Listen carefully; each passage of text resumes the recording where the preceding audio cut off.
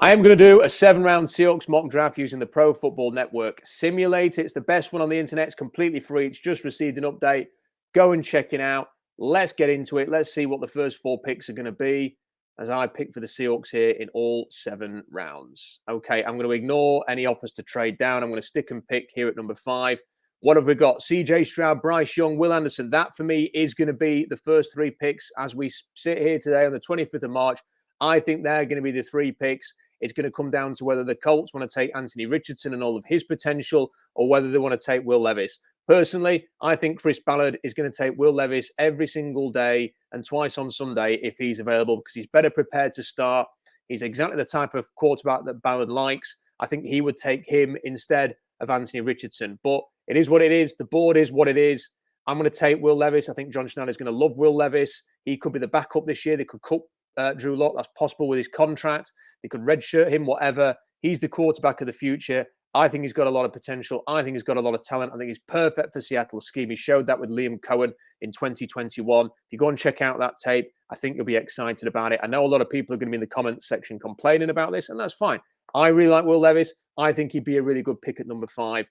Let's get on to number 20, where I am open to trading down if we get the right offer. But this ain't it. And I think it's very unrealistic as well, this kind of trade offer. But I do want to see if we can tempt a team to trade up with us. So let's have a look at Dallas. Let's see. We've traded with them before when they went up to get Paxton Lynch in 2016. Let's see if they fancy doing that again. See if they've got somebody who they fancy. They don't want to do it for a 3rd rounder. Let's see if they'll do it for a 4th rounder just to move up 6 spots, just so we can get another pick. Let's see if they're willing to do that. And they are. So we moved down 6 spots. Yeah, it's only a 4th round pick, but we're comfortable doing that. And the reason is, I'm not going to trade down again. The reason is because the player that I've got my eye on is Adetomiwa Adebawore. I'm going to take him. I'm just going to pause it so we can talk a bit about him. Why are we taking him? Seahawks brought in Draymond Jones, 6'3", 280. Wanted to sign Zach Allen, 6'5", 281. They've been having a meeting with Mario Edwards, 6'3", 280. They clearly want this type of profile on their defense. I think Edwards could be a hedge for someone like Adebawore, who is also 6'2", 282 pounds. Exactly the type of player, but he's got 34.5-inch arms. Ran a 4.49 at his size with a 1.6, like a 1.61 or a 1.62 10-yard split, a 4.26 short shuttle, 37.5-inch vertical. These are elite numbers for a defensive lineman. It's incredible. He has got star potential with that testing profile. He just needs to be developed. Had a great Senior Bowl. You could play him and Draymond Jones inside on obvious passing downs. You could play them as 3-4 defensive ends on early downs as well. He is disruptive. He is forceful. He is physical. He's got great character. I think he's a fantastic player. I think it could go a lot earlier than this. Todd McShay and Mel Kiper were saying last week they think he's going to go between 20 and 31. We're right bang in the middle of that. And we take him here at 26 and feel really good about it. That's an impact player for your defensive line. And it goes to show that even if you take a quarterback of the future, you can still get an impact defensive player with your 2nd first-round pick. So let's have a look at number 37 then. I'm not trading to 67, and I don't really fancy that move there because I want to take somebody. I've got my eye on somebody again. I want to sort out the center position. And as you can see, John Michael Schmitz has gone. Who was the player that I was going to take? So, okay, he's gone. We have to pivot. Who else can we look at here? Where are we expecting Luke Wypler to go? They've got him as a 3rd rounder. So can we get him at 53? What we're going to do instead, I'm going to take Marzi Smith here, nose tackle. I've missed out on my top target at center. Tony Pauline says the Seahawks really like him. The Cardinals are obviously looking at centers, and they've took him off the board at 34. So we have to pivot a little bit here. I'm content taking Marzi Smith. You've cut Al Woods. What have you got now with your defensive line? You've got Marzi Smith as your nose tackle. You've got Adebawore as an impact pass rushing, really useful player to play alongside him. So you've got 2 really good additions to the defensive line, and you've got your quarterback of the future there. I'm really happy with that. And I've kind of given the game away of what I'm going to do here. I'm going to tie up the center position for the long term, take Luke Wypler, 4.53 short shuttle. I think he's very athletic. I actually quite like him a little bit more than John Michael Schmitz, and I'm happy to take him here at 52. traded down for an extra 4th round pick. We have really added to our defensive front, which we need to do after cutting everybody. We only had Draymond Jones and Joan Reeder we could rely on. We've now added a center in Luke Weipler. That's really good. We've got a quarterback of the future in Will Levis. I feel like we've done a great job in the trenches, and we're going to add to that even more here. I'm going to take a player who is going to be really low on the board in this simulation. I think Mora Ajomo and Byron Young of Alabama are much better players than they've got ranked. And I'm going to take Byron Young. The reason I'm going to take Byron Young here, I think he is a perfect two-gapper for your scheme on the defensive line. He can play across the line. I was watching some Henry To'oTo'o yesterday, the linebacker at Alabama. You know, a lot of the time, Young shoots his gap, penetrates into the backfield, and that draws the protection, and it gives To'oTo'o a free run into the backfield. You see that so often. I want to see him doing that for Seattle. I think he'd be a great player to rotate with Jaron Reed. You could play him, Reed, and Smith if you want to go big up front. You can move him around. He can play defensive end 5 technique. He can play inside 3 technique. I think he could possibly play the 1 as well. 295 pounds, could get a little bit bigger than that. I really like Byron Young in that spot with the 83rd pick. And look what you've done there. You've got Adebawore, Smith, and Young to your defensive front. They're going to create a lot of opportunities. You defend the run better, and you're going to have opportunities for your outside linebackers to rush because they will draw protection better than the last crop did a year ago. So really happy with what we've done in the trenches, and we've got a quarterback of the future. Let's move forward. Because of our trade down, we have got a couple of picks here in round 4 at 1, 2, 3, and 1, 2, 9. I want to go defense again. You know, the defense was the problem for Seattle, and I want to keep building this. We've got a center. I'll get some offensive line depth later on. Zach Pickens is not going to be here, so I'm not going to take him in that range. Not crazy about the edge players who are available. We do need a linebacker, though. We need to take a linebacker at some point. And what are the safeties? I'm going to take a safety here. I really like DeMarco Helms, but I'm going to take Jamie Robinson. Why am I take Jamie Robinson? He's coming in for an official visit with the Seahawks. He's physical. He loves to attack the line of scrimmage and get forward. I think he can be versatile and play both spots. I think the way that they're going to play a lot of 3 safety looks. And look, Jamal Adams' health is a question mark.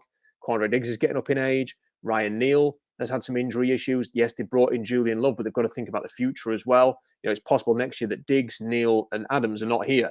So is Robinson and Love the future of your safety position? He might be. If nothing else, he's a really good special teamer, great character, good player to have in your locker room.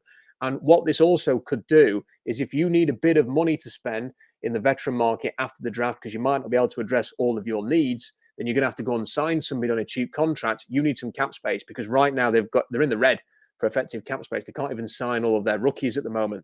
So they're going to have to do something. And maybe if you draft someone like Jamie Robinson here in round 4, it does open the door to potentially June 1st in Jamal Adams. I know they're saying they're not doing that at the minute.